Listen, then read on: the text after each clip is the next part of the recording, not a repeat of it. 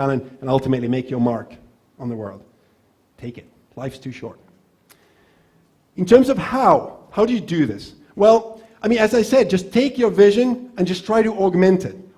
Like what if, like what would be the next step, and the next step, and the next step? What would this look like 5 years from now if everything goes to plan?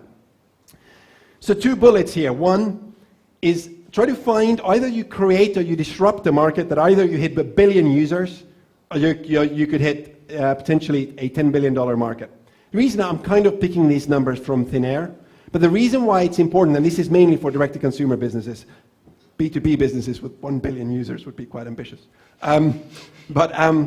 But into direct-to-consumer service, the reason I'm picking these is because I would challenge you to think, if what you're doing is tools for a 3D printing, say, for example, how can you extend that vision in such a way that in 3 to 5 years' time, this is something that everybody's going to do? Or in some other way, you can create a market that's ultimately $10 billion in value. And the reason I'm picking these numbers is because they're kind of out of thin air, but with a 10% market share, you end up at $1 billion in revenue, and I think that's what you always should be aiming at. It kind of sounds ridiculous to aim for $1 billion in revenue, but you need to do it, because you need to challenge yourself that is, you have the opportunity to do it. Why waste time on that thing that makes $5 million in revenue if you can aim for something that makes $1 billion in revenue?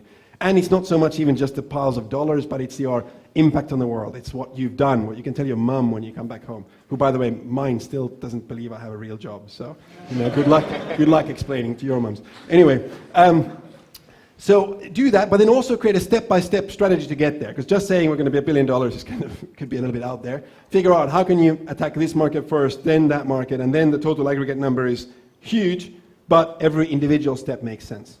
That's how you do it. Our challenge with Macrospace was our vision wasn't big enough early on, so we couldn't raise enough money early.